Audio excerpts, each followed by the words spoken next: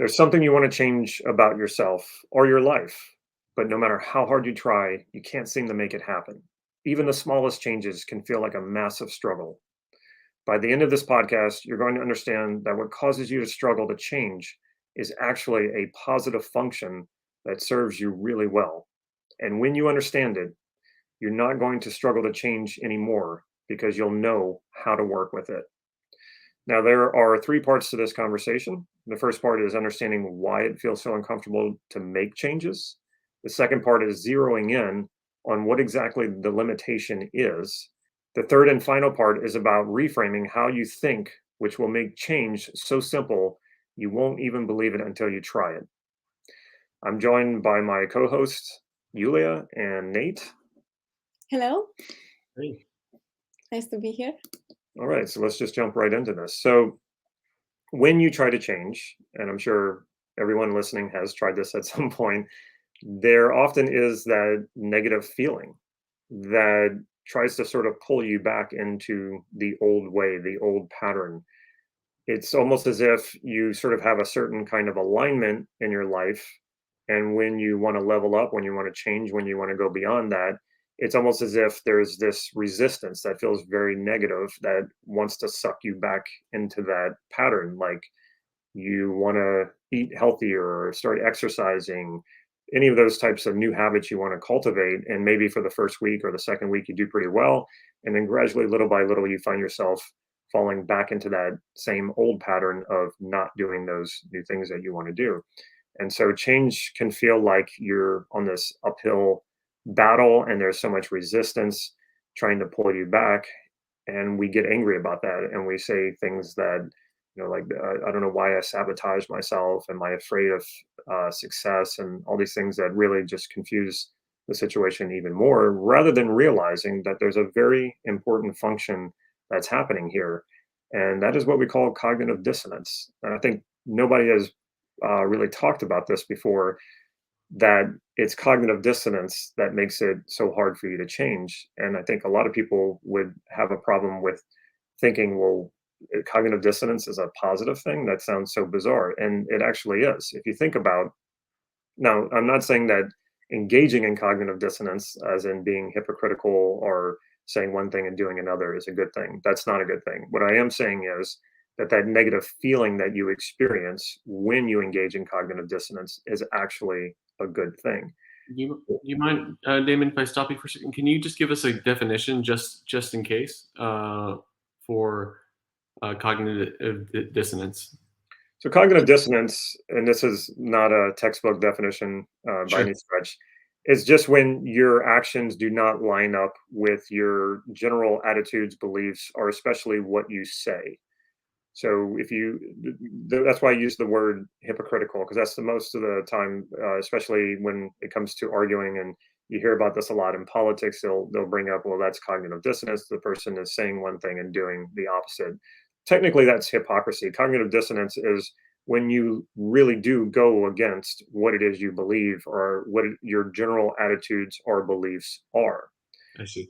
Now, we have a lot of limiting beliefs. I don't know anyone who doesn't have any limiting beliefs. And if you really want to get down to it, a belief itself is a limitation, because we don't really connect directly with what's going on with reality and all of the endless resources and opportunities that are happening all around us all the time. It's our beliefs that keep us from seeing that, but it's also our beliefs that gives us a certain amount of comfort, and it kind of fills in the gaps of what is missing, all of those unknowns. So we have to fill in those gaps by using beliefs. So we're going to use beliefs. And because we use beliefs, there will always be limitations. Now, when we deviate from something, especially a deeply held belief, and most of these deeply held beliefs are deeply unconscious. We don't know that we believe these things. They're just in there and they're guiding us in our actions and our behaviors every single day. When we deviate from one of those beliefs, then we experience cognitive dissonance. So, what I'm getting at here is when you decide to change, when you want to change something, the uncomfortable feeling that you experience when you start doing things differently is actually cognitive dissonance. And then we start to easily revert back to the old pattern because cognitive dissonance is so uncomfortable. So why is it there to begin with? Well, it's not there to keep you from improving your life. It's there to keep you sane. That's really what it is. It's there to keep you grounded because your reality is your beliefs. And I can say it the other way too. Your beliefs create your reality. So if you start deviating from the certainty and the comfort of what you feel you know is true, Mhm. that creates a lot of chaos and confusion. And the one thing that you are hardwired to avoid is chaos and confusion. And so you get that negative feeling, and that is cognitive dissonance. So operating outside of your normal beliefs and your normal patterns is going to create that feeling. So whether it's an exercise program or you have a goal to make more money, any of those things, when you start going outside of what you think maybe is possible, what you think is possible for you, what you think you deserve, any of those things, Mm. you're gonna experience some resistance. You're gonna experience a negative feeling, and that is cognitive dissonance, and it's there to protect you, not to hurt you. And so that's the first understanding we need to start with. So isn't it like, doesn't the unconscious know that change can be good and change is growth? Is it like we have to fight that part of us that says, no, we like things the way they are, we like things to be comfortable, and we like things to be organized? But in the real world, actually, change is good, change is helping us. So why doesn't the unconscious realize that? The unconscious, a lot of it is built on instructions that you've given it over the years. And so at a certain point, you had probably some jarring changes in your life that felt very confusing, made your reality feel very chaotic. I think of one of the things that often comes up when I'm working with someone is some of the childhood traumas that come up, and it could be something as simple as parents getting divorced. So their reality up until that point was a two-parent household, and that might have felt very stable, and then suddenly that's being split apart. And so now there's change and there's confusion, there's chaos, and then that person goes in, and we don't really cognitively consciously do this, but that person says, okay, you know what, we don't like this. It's very destabilizing, so let's hold on to certainty as much as we possibly can. So would you say that we built that up because majority of the past experiences led to the fact that confusion and uncertainty and comfortability is not good? As in, we tried to change, it didn't go well, and that happened more often than we tried to change and it went well? No, in fact, you probably have experienced more positive changes in your life than you have experienced negative So changes. why don't those overpower to be- have an understanding that change is good? because negative feelings are tend to overshadow positive feelings. We tend to overlook the positive because the negative is it overshadows that. It's far stronger. So there was I think a study done where the impact of a negative comment or an insult on someone, and how many times they needed to be complimented to make up for that one insult. It was something like 16 times. So it just goes to show you that a negative comment that someone makes about you, oftentimes, most people, and you can change this, you have control over this, but if you're not really aware of it, oftentimes it has far more powerful effects on you than a compliment would. So most of your changes in your life probably have been positive, but you just kind of go, oh, well, that's how it should be, right? That aligns with my expectations of life. The changes are positive, and then probably had some negative changes, far fewer, but those negative feelings have overpowered the positive feelings that you've gotten from positive changes, and so you fear that. And that's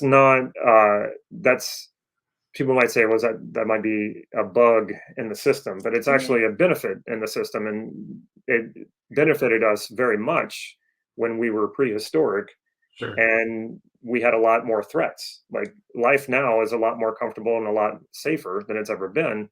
And then you could say, well, why are we always so afraid of change then? Well, hundreds of thousands of years ago, if you walked into your cave and you noticed some things out of place and you went, oh, no big deal, and then the saber-toothed tiger jumped out and ate you, your genes didn't get passed on. But if Right. you walked into that cave and you go, okay, something's different here, I don't know what it is, this is freaking me out, I'm out of here, well, you lived and you passed on your genes. So we are the descendants of people who don't like change, or who attach negativity to change, and it freaks us out. And that kept us alive for hundreds of thousands of years. But right now we don't need that as much. So yeah, it takes the conscious mind understanding what's going on, which if you're listening to this, that's what you're doing right now. You're starting to understand how this works. And then you can go and work with the unconscious. And that's why I love NLP so much, is that it's taking these unconscious processes, making them conscious, and then saying, okay, now that I've made this conscious, now I can make a choice about this. As long as it's unconscious, you can't make a choice about it because you don't know what's stopping you. So now that you do, now you can make a change. So cognitive dissonance is something that's built into you as a benefit, not a bug, to help you stay grounded and live in a reality with a sense of safety and comfort and certainty about what's going on around you.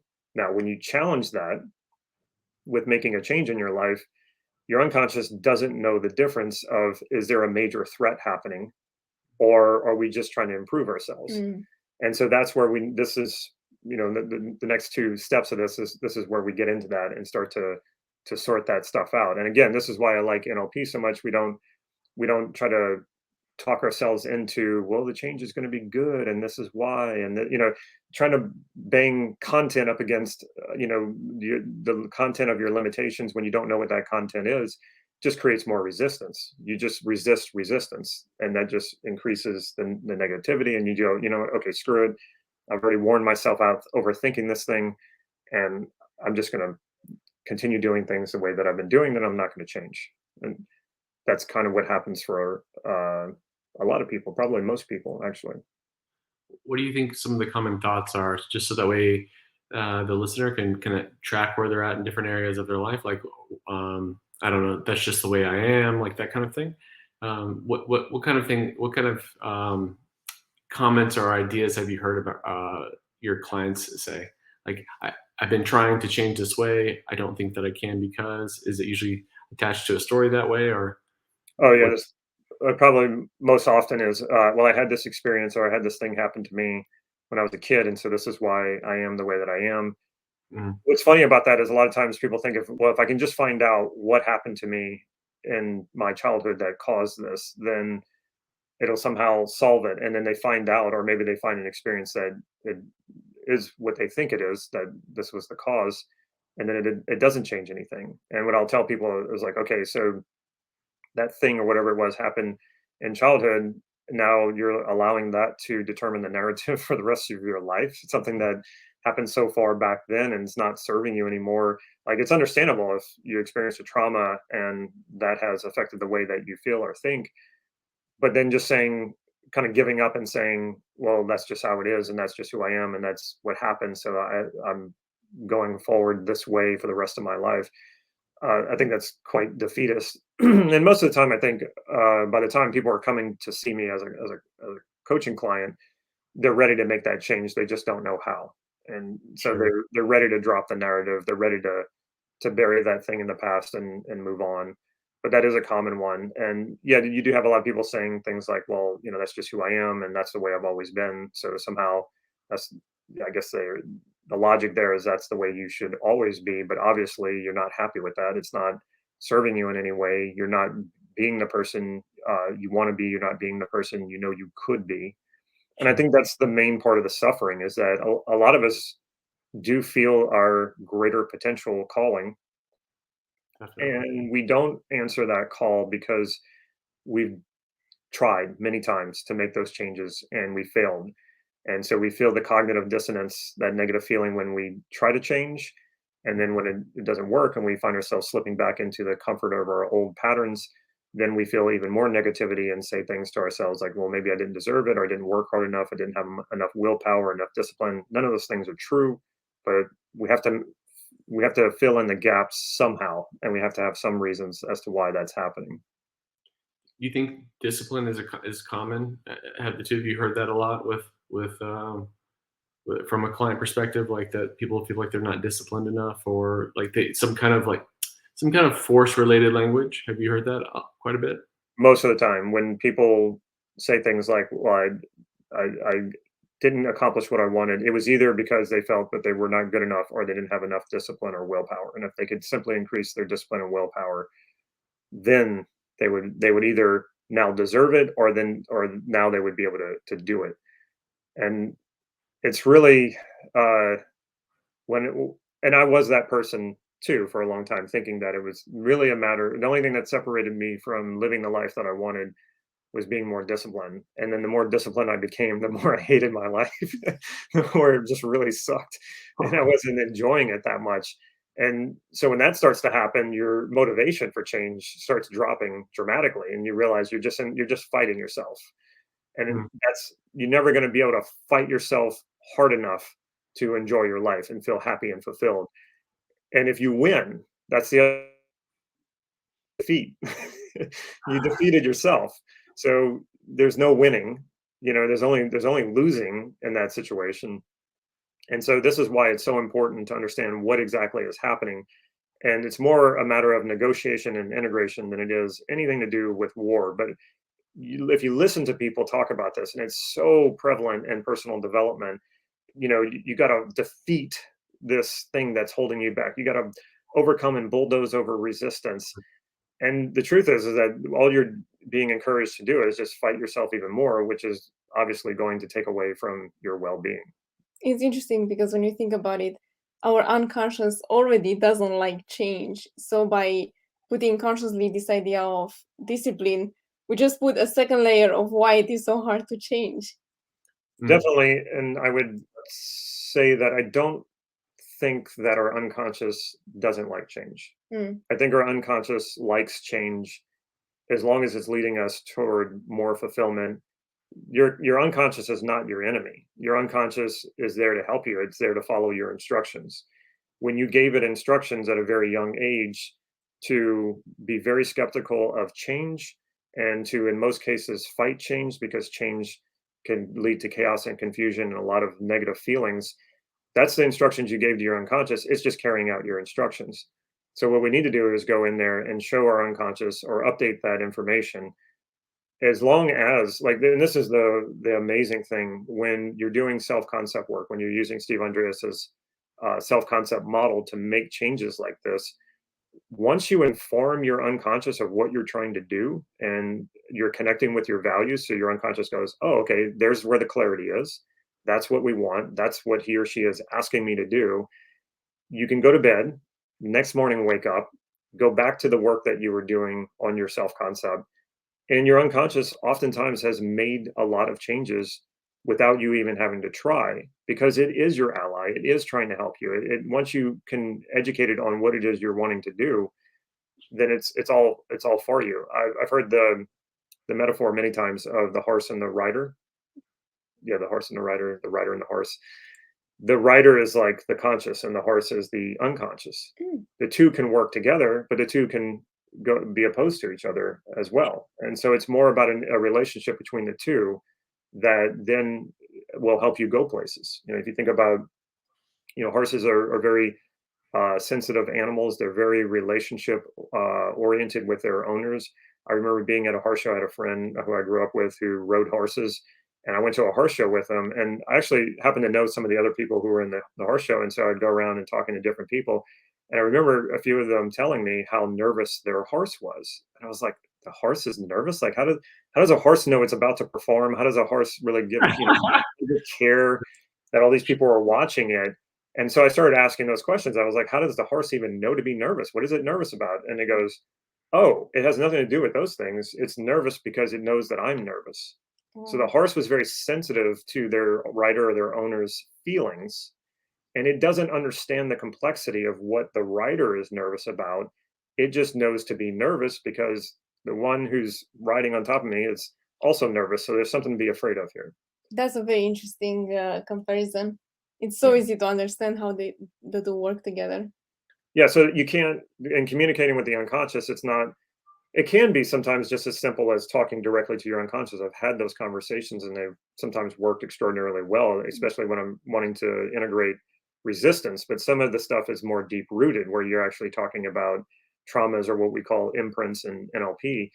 And so there needs to be more work done, and you have to know how to navigate your unconscious and work with it, connect with it, and not demonize it, because this is a lot of what's going on in personal development is you're being encouraged to fight yourself, to will yourself, to discipline yourself, and that's not gaining any points with the horse or the unconscious. You can have that. We know this for sure, and it's so universal in relationships and working with people. You can go back to the horse analogy. There's a guy named the Horse Whisperer. I didn't see the whole documentary about him, but he happened to be abused when he was a kid. And when he was growing up, he noticed that people were training horses by abusing them, and he thought, I think there's a better way to do this. And so he has a way of connecting with the horses, and so he gives the horse the choice to follow him or to walk away from him. But by that time, he's already gained the trust of the horse, and so the horse follows him. So it's a relationship where he's connecting with the horse. Now you can go that route of beating the horse into submission, and you can get the horse to do some things about what you want it to do, but you'll never get out of that horse what you can if you Right. connect with it and work with it in a relationship. And I had no idea that on this podcast we were going to be talking so much about horses, but here we are. So just to take a quick note for everyone. So I want to encourage you to take inventory. Is there anywhere in your life right now that you think that you need to add discipline to, or that you feel like you're not necessarily worthy enough? Those areas, those contexts, those points of life, it has your greatest opportunity when it comes to accessing the potential that's there. So that's I think that's really exciting about today's episode. Connection over discipline, connection over trying to fight yourself. Connect with yourself. You'll get so much more out of yourself. And the unconscious is a mysterious kind of thing until you bring whatever is in there into the light, and you can. And you can also appreciate its mysteriousness. The last thing you want to do, though, is to say, oh, there's, my unconscious is working against me, or I need to defeat it, or I don't even like, even when I hear people talk about self-sabotage, I'm just like, no, you're not trying to sabotage yourself. There is a part of you that has instructions that you gave it, and it's just trying to follow through with those instructions. That's all it's trying to do. If you reconnect with it and update it, it's gonna connect with the rest of you, which is really what it wants. It just wants to integrate with the rest of you. And when you are aligned and you're whole, then you're really unstoppable. Nothing will stop you when you feel complete and whole with no resistance. And you can absolutely do that. And that brings us to the next step, which is to elicit that limitation and accept it rather than push it away. So when you bump into resistance, it's always an incredible opportunity to integrate something. So when you run into resistance, instead of being like, oh, now I've got this problem now, or I've got to fight it, or go to war with this thing. It's like, no, don't do that. Just accept it and go, okay, what's going on here? There's a part of me that's emerging that's saying something needs to be updated. And this is why I love that quote by Marcus Aurelius: the obstacle is the way. And so when resistance comes up, you might have all your plans of all the things that you want to do, but now that the resistance is showing up, now that's the way. Through the resistance, integrating the resistance, not trying to overpower the resistance, or not ignoring the resistance and trying to get back to the plan, right? It's working with it and integrating it. And that is the journey. That'll serve you far greater than achieving any goal. The cool thing about goals is that as you move toward them, rest assured, resistance is going to come up, because that's where the cognitive dissonance is coming from. But again, this is an opportunity to integrate something and to become more whole, which again will serve you so much better than just the achievement of a goal. You can achieve so many goals and still feel empty.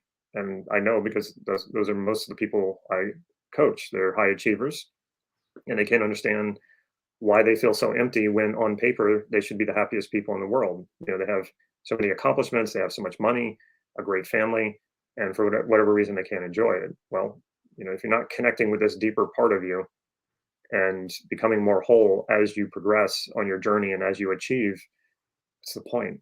Like, really? It doesn't, you can show your resume, you can show your trophies or whatever, and some people will be impressed, but that's not going to be what fulfills you. So you were saying a second ago about you were referencing the goal being actually the more of a tool to access the opportunity to change rather than the goal itself being the thing. Is that what you're? Absolutely. I think one of the biggest mistakes we make is that by achieving something or by acquiring something, whatever your goal is about, that Mhm. that's somehow going to give you something you don't already have. That's a huge mistake. So technically speaking, like if it's more money, you can say, okay, yeah, I have more money than I had before, but you got to understand, like, well, what is the value in the money that you're going after? What do you think is going to do for you that you don't already have? And this is like the strange paradox of it is that people might say, so what you're saying is that I should never go after any goal or I should never go after any achievement, and it's like, no, you should absolutely do that. Just know that what it is that the value that you're wanting out of that is something that already exists inside of you. And if you're connecting with that, it actually makes it so much easier to get the goal. But the moment you withhold that from yourself and you put it out like a carrot on a stick and say, well, I can't have love or peace or happiness until I achieve that thing, that's just one way that you're either going to undermine your ability to achieve that's one way that can happen, or you got to use a lot of willpower and discipline to force yourself to achieve it, but it's not when it doesn't give you those values, those resources that you withheld from yourself, Mhm. you're just going to feel empty because all your attention and expectation was on achieving that thing was going to give you something, and it will not. And so when it doesn't, you go, oh, okay, that was really empty. And then some people will get depressed about it and not do anything else. And some people will go, oh, well, I guess I have to achieve something bigger. And they get back on that treadmill and go running after something while withholding that wholeness, withholding what's inside of them. And so it's just a process of, running in circles or in a tailspin, thinking you're going to get something that you don't already have. So when someone's setting a goal or achieving something because they feel like they're lacking it, how does that undermine their ability to actually achieve the goal itself? Well, because you just cut out your motivation for it. You cut out your resources to achieve it. So if I'm the example I use most often is when I decided to be an insurance agent, Mm. and I didn't know this at the time. It wasn't until I learned NLP and I was able to elicit my values from decisions, and I was using values elicitation to make any decision or to set any goal. And what that does is you connect with those values, and when you connect with those values, that is what the motivation is. And so I thought, well, I wonder if I could do this with past decisions that I've made, but I didn't fully understand. I didn't fully understand why had become an insurance agent. And I love that quote in the Matrix. I think it's the second Matrix with the Oracle, where she says, "You can't see past the choices you don't understand." Mhm. And I realized that this was going to be really important for me. That I needed to understand why I made this choice to become an insurance agent.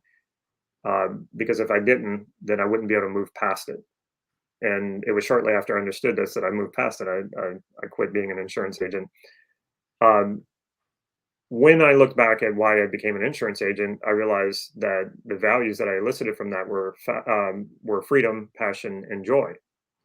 Now I knew I was not going to get passion from insurance. I just was not passionate about it, and I knew I wasn't going to get any joy out of it. What I thought it was going to give me was freedom, and the example that I had was my father, who has that kind of freedom. He runs that kind of insurance agency. He can leave at any time. His employees will run it. And I thought, okay, well, if I can have that kind of freedom, then the freedom will make me free to go and indulge my passions and do the things that make me joyful. Sure. But when you're doing something, there's no passion and there's no joy, which is, what I thought I was working towards by being an insurance agent. It makes it really hard to do that. It's like firing, it's like you have, I don't know, 6 cylinders and now you're only allowed to work off of 1 cylinder. And Sure. so I fell apart. And the other thing too was I wasn't experiencing freedom either. Sure, I could say I'm my own boss and I can make my own hours, but I'm broke. And so I have to work 80 hours a week to just keep my head above water. So I wasn't experiencing any of my values. So there was no wonder I wasn't succeeding at it. Yulia, have you've done quite a bit of transformational work within your own self concept? Do you have any examples of setting a goal, becoming the value equivalent of it, and then it being easier because of that? Um, yeah, definitely. So for example, I knew that I'm somewhat organized, but I knew that having a better connection with that value and being certain that I'm organized is going to push me forward, and that works very well. And it also happened with small habits that I was trying to change. For example, I've always wanted to be a morning person, to get up early and be more productive. But for so long, it was so hard for me to achieve that because I just love the comfort of, having a slow morning, sleeping in bed as long as I feel like I need to. And I realized that actually I value much more to be productive rather than be comfortable. As long as I get my hours of sleep, it's time for me to fulfill the other values. So that's the one that I usually found very common in my attempts to change, is that comfort came up, and like wanting to go to the gym. Of course, I would love to have a healthier lifestyle and do all the exercise, but then I was also thinking about the comfort aspect. Well, I have to get ready 30 minutes ahead. I have to go there. I have to sweat and then come back and take a shower, and I waste so much time. Um, and right now, I do not have that issue anymore. And it's so interesting because, like Damon mentioned, with integrating that resistance, I realized that I still have the comfort. It's just that I'm also fulfilling other values that actually I position higher than comfort. I value health much more than comfort. Nice. I think if you were to ask yourself the question, and this is a great question for all the viewers and listeners to ask themselves, have you ever set a goal? And then again, these things can happen unconsciously or they can happen consciously, but in a sense, you told yourself you weren't going to allow yourself to be happy until you achieved it. We do this a lot, and this is what I call the carrot on the stick model, where you think you have to motivate yourself by withholding from yourself values like happiness. And I did this to myself constantly, and then I would never achieve the goal. And then when I would, again, nothing is going to give you happiness. It's already inside of you. So Right. it would be empty because I was like, well, okay, this thing didn't do it for me. Mm. Think about this. What, how much better do you think you'll be able to achieve your goals? Or what do you think will help you achieve what it is that you want? If you're already happy or if you don't allow yourself to be happy? And I mean, it's so obvious when you put the question like that. It's like, well, as you're working toward that goal, if you're happy, you're going to work toward it better, faster, with greater awareness. But if you're chasing happiness from achieving that goal, it feels like you're walking a tightrope all the time, and then you can just easily fall off. And I don't know, it's a miserable place to be, and it's hard to be very motivated and be productive when you're miserable. It's much easier when you're happy. It just kind of comes down to that. So it's really important to understand how you've gotten yourself into the situation to begin with. So, what is that limitation? If you're experiencing that resistance or that cognitive dissonance, you can ask yourself a very simple question. What must I believe in order for this to be true? Or what must I believe that makes it feel like I can't change, or that I don't deserve it, or I'm not good enough, any of those things. There has to be a belief that's holding it in place. And once you can know what that is, then you can begin to accept it, accept that that is what's happening, or that's what's holding you back. Without that awareness, I don't want to say it's impossible to overcome it, because I think in some cases it is possible. It's just a lot more work, and it will wear you out a lot more. But you can just, when you bump into resistance or a limitation, accept it first. Don't push it, don't fight it, don't resist resistance, and then just say, okay, well, what must I believe in order for this to be happening right now, or in order for this to be true? And so for the longest time, with money, that was a really hard one for me.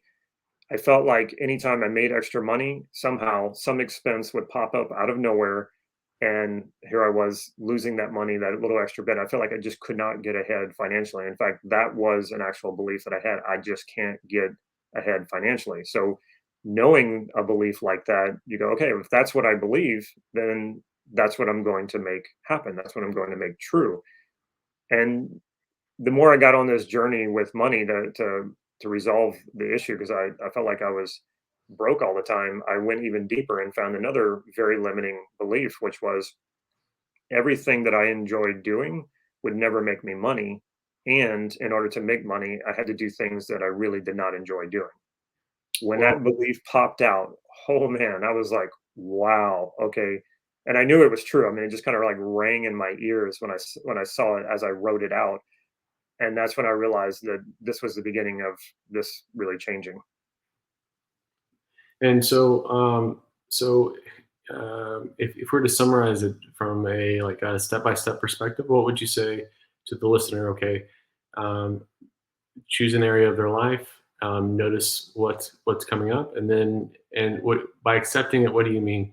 By, exactly. I think a knee-jerk reaction a lot of times, especially for people who are in personal development, is, oh, I'm not supposed to think that. Or what if I admit that this is what I feel or this is what I believe? Then is that going to take my vibration down so that I'm not going to be able to manifest what I want?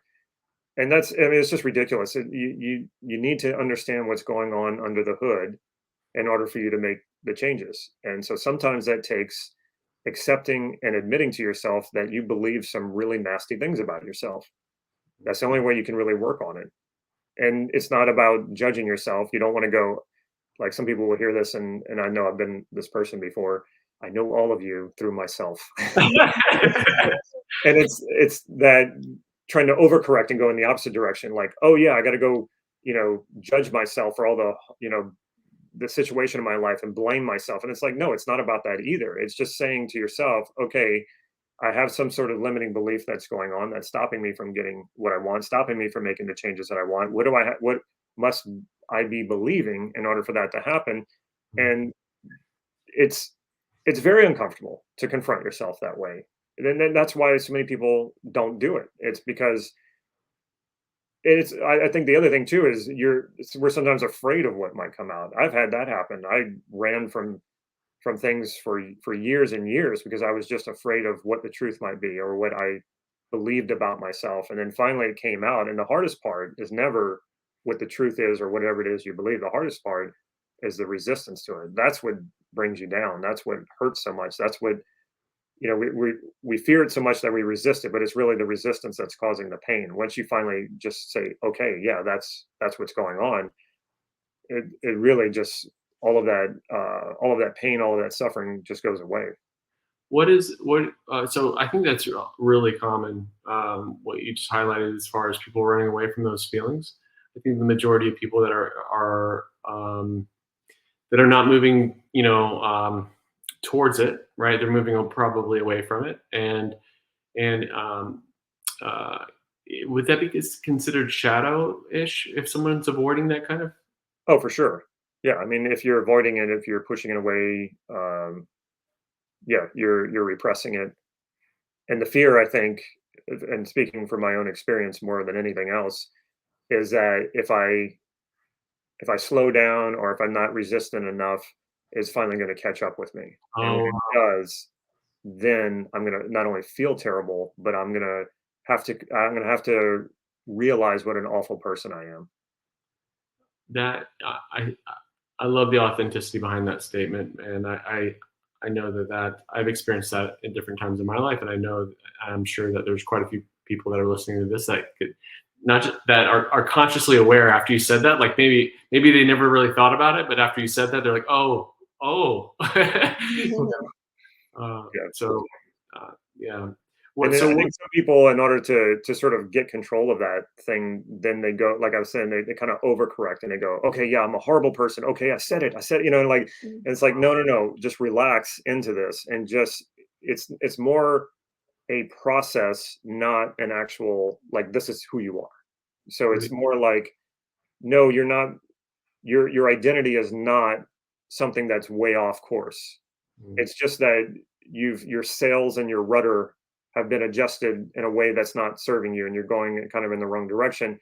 So all you need to do now is just make a different adjustment. You're not inherently bad or damaged, or it's not an attribute of who you are. It's just a part of a process that needs to be updated and changed. So that sense of self is about as personal as it can get, right? As far as how we think, and, because by definition it's self, it's who we are, and you just referenced who we are as a process rather than a thing. Can you talk a little bit about that? What you mean by that? Yeah, so as static as it does feel that like this is who I am and this is my sense of self, I mean, it really all is a process. And we know that because it's not so much about changing the content, but it's about changing the structure of how you frame things. Okay. And NLP, it really started out as being primarily reframing because what they realized with all these therapists, Fritz Perls and Virginia Satir and Milton Erickson, really what they were doing was taking what their clients were giving them and just putting a different frame on it, which means they weren't trying to pretend like it didn't happen. They weren't using other content to compete with that content and say, see, this is so much better. Your life is good. They were just saying, okay, well, let's think about it this way. And just by looking at it a different way, putting a different frame on it, structuring it differently, then yeah, your worst mistake, your worst failure in your life, which you might blame your misery on, and that you're a loser and you'll never be anything greater than that. If you reframe it, that could be the biggest lesson you've ever learned in your life and a real turning point in transformation and transforming yourself into a person who is happy and whole and is doing all the things that you want to do and living the life that you want to live. So it's all in how you structure it. I was just speaking with someone from the group, one of the students earlier today, and they were talking. We were talking about those kinds of experiences, and how with the right work they turn into the richest wisdom that you have. And I just kind of reminded me of that. Yeah, Um, I mean, you can look at your life as a string of traumas that has destroyed you, made you a broken person. But if you restructure that, you can turn that into a story of a redemption and the greatest. And that's what we love, right? The hero's journey. That's what the hero's journey is. If the hero didn't fail miserably and then turn it all around, then there wouldn't be a hero, and we wouldn't be interested in that story. And you can absolutely become the hero of your own story and using adversity and failures to do exactly that. And you can get to that point. And I know that's where I'm at in my life, where I don't have a sense of regretting anything. And some people might think that that sounds like hubris, and it's not. It can be. I think people can think of it that way. Oh, I haven't really ever failed at anything, and there's nothing I wish had been different. Like I can have all those thoughts and feelings, and part of what I do when I think of mistakes and failures is I use those to think about, okay, what would I do differently now if I had a similar situation happen, so that I don't repeat that situation. So they all become learnings, and you can draw fulfillment from those experiences as well, and then even add more of a narrative to it when you've overcome it and you've moved on and you don't make those mistakes anymore. And the truth is, if you reference those kind of experience as regretting them, you may not even learn as much from them, because it may just be the regret, which is a negative feeling. You don't like it, you repress it, you leave the experience behind. But if you look at your entire past as every challenge you've overcome, every mistake you've made was a learning lesson, then you get much more out of it than thinking of them as regrets. And I think people struggle with that because it's so front loaded with that negative emotion Mm-hmm. about it.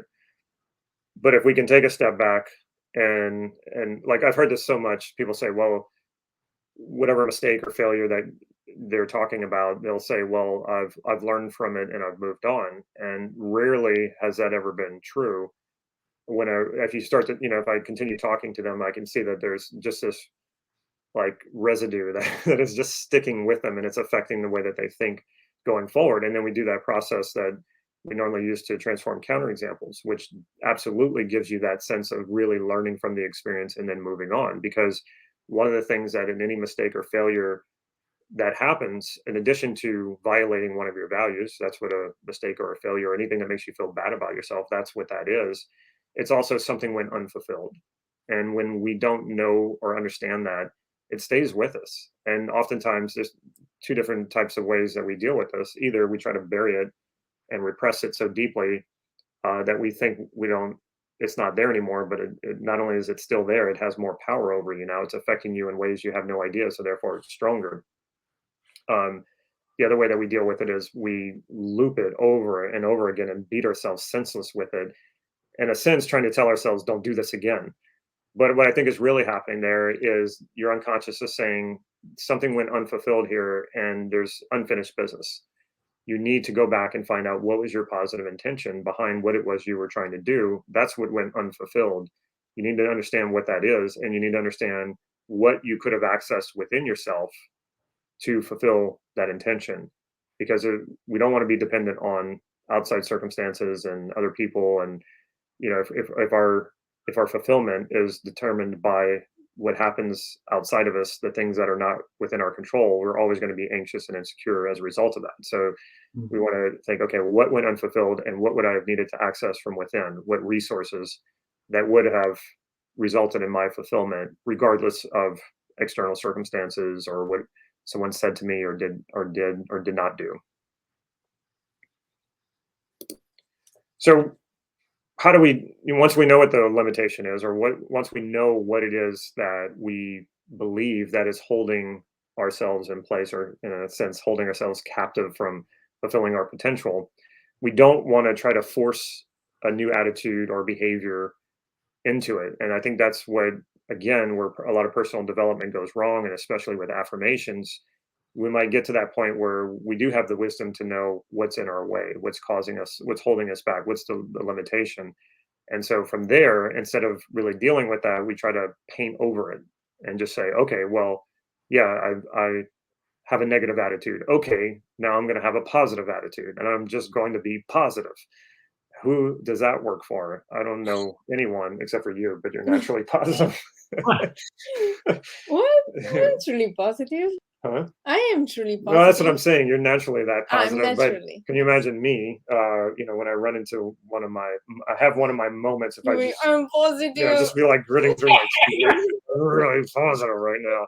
Yeah, that's not going to work. So there are, and we've talked a little bit about them, actual things that you can do to transform beliefs and all that, which we're not going to get into here because it gets really in depth, and it's better if we have examples to work with and demonstrations. It's not really, that's beyond the scope of what we're doing here, but there's something we can do for all of you out there if you are able to identify a limiting belief that's holding you back from doing the changes that you want to do. And that is what we call the as if frame. So this is framing, and it's reframing. And you can ask yourself, okay, well, what if I believe something different? What if I believed, and then just insert whatever the belief is. And what that does is, instead of trying to force an attitude on yourself or force a new belief on yourself, it actually engages your creativity, which is probably the most underused resource within us, most underused in personal development. You don't hear a lot about creativity. You hear people saying, yeah, I want to be more creative. But what about actually bringing creativity into your personal development? Also, playfulness. Allow yourself to think some kind of crazy and outrageous things. Like, what if you believed, I don't know, something rather absurd? Your mind is going to start working in that direction of being more creative, and it's also fun, and you're enjoying it. And I think that's another problem that people have when it comes to personal development. They feel like they have to or they need to, but they don't feel like they enjoy it and want to. And if you bring back playfulness and fun into your personal development and creativity, well, what are you doing? You're doing what kids do better than anyone else. You're learning. That's how kids learn. So we can bring these things back. I think people feel like, well, no, I have to work, and when I'm work, I have to be serious. And a certain amount of seriousness is good. Focus, I would say, but don't focus your way out of allowing yourself to be creative and playful. So I used to smoke, and what I would say about quitting smoking is quitting is easy. I had done it many times. It's staying smoke free that is the hard part, right? And so I started smoking probably when I was about 18, and at about the age of 20, I was like, okay, I never thought I'd be smoking this long, and there is no real future in this. Like, this is not going well. This is not going to be good. I want to quit smoking, and I quit. And a few weeks later, I found myself picking up a cigarette and smoking again. And it was almost automatic. It's almost like I couldn't stop myself. And I thought, well, I just didn't have the willpower, the discipline to hold myself back from smoking. And eventually, a few months later, I was like, okay, I'm going to do it again. I'm going to try again. I'm going to quit. And I was like, no more cigarettes, no more smoking. And I was all about the willpower and the discipline. And guess what? Not even a month later, a cigarette in hand, smoking again. And I thought, okay, well, I guess I just don't have enough willpower and discipline. A little while later, about a month passes or so, and I want to quit smoking. And I thought, I'm going to try something completely counterintuitive. I'm just not going to smoke right now. And if I ever want to return to smoking, I can. So instead of taking away an option, I allowed all options to be on the table. At any moment, if I want to, I can smoke a cigarette. And I remember immediately feeling like, well, but I don't want to. Now, this is the integration that I was talking about. Mm. Instead of blocking out a possibility and blocking out the part of me that wanted to smoke, I said, nope, that part is allowed to be there. That part is allowed to want to smoke. But as an integrated whole me, when we get together as a committee from within and say, well, what do we ultimately want to do? What ultimately serves our greater purpose here? Well, it's better if we don't smoke because of health problems. And it actually isn't really bringing me any joy, or it's not, the cost is not worth whatever benefit. And that was even the other hard part. It was like, what is the benefit of this anymore? I knew the reason why I started smoking. It was a social thing. I wanted a reason to hang out with the people who were smoking outside the dorm where I went to college. And so that was a good excuse because I didn't feel like I had it in me or deserving enough to go and just hang out and just be there. So I had to make up a reason.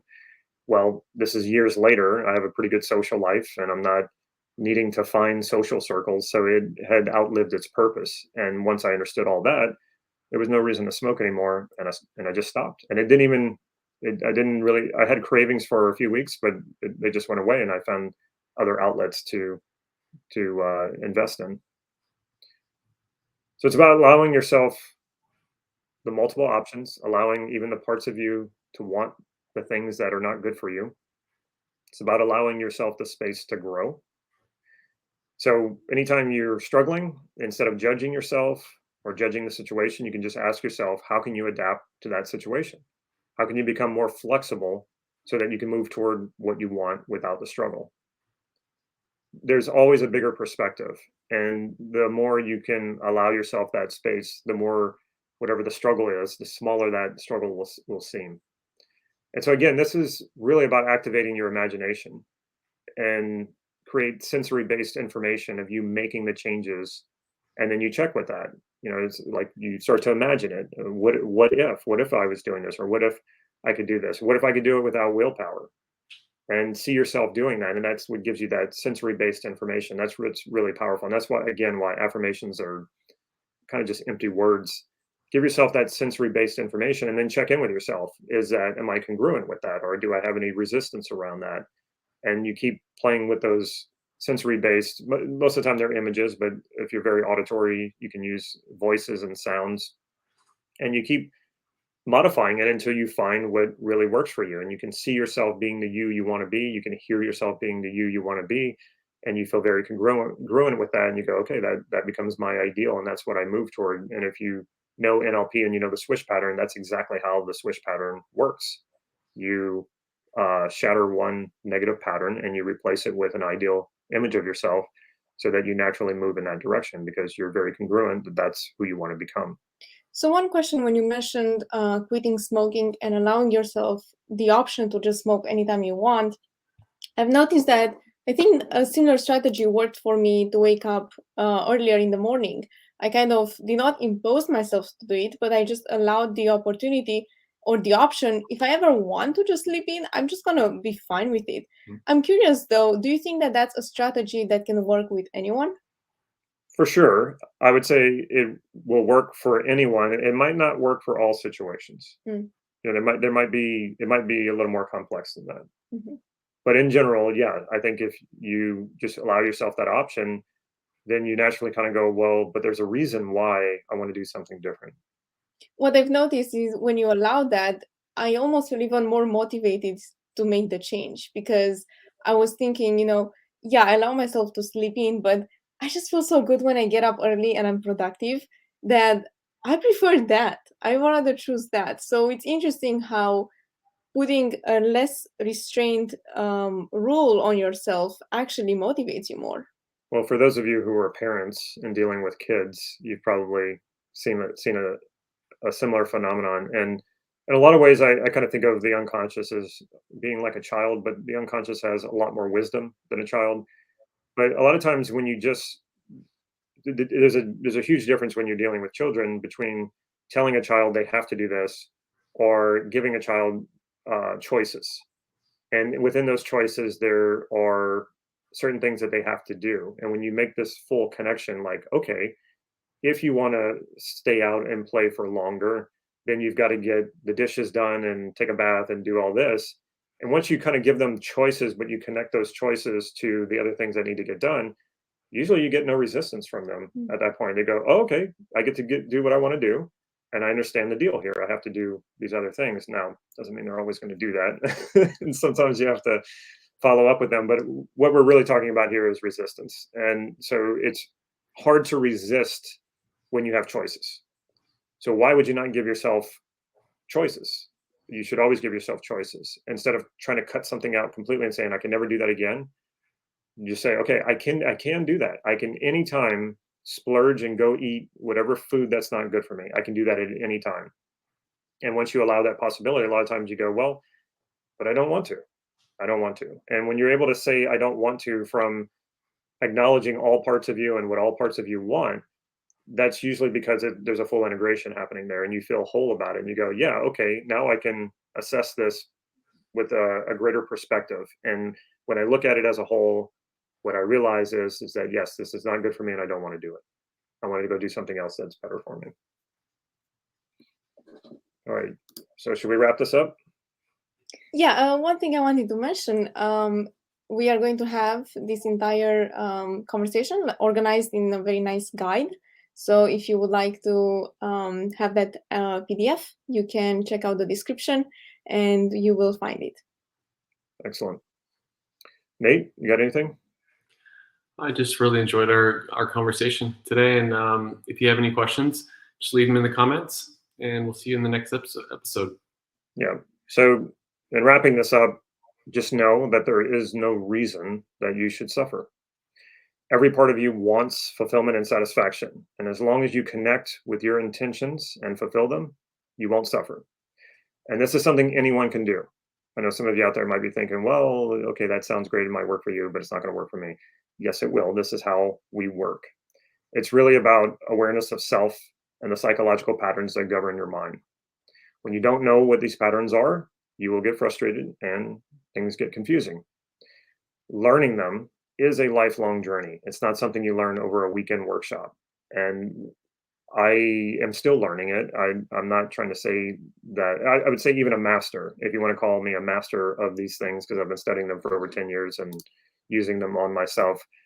Okay, but that doesn't mean that I've reached some point where I don't encounter this. You just encounter it on different levels. And in fact, the moment you think, well, I'm a master and I've got it all figured out, that's the moment that you're running into another one of those boundaries. So it's just an ongoing thing. So you just make this part of your life, and anytime it happens again, it's not because you did anything wrong. It's just because you're stepping up to greater and greater challenges. All right. See you on the next one.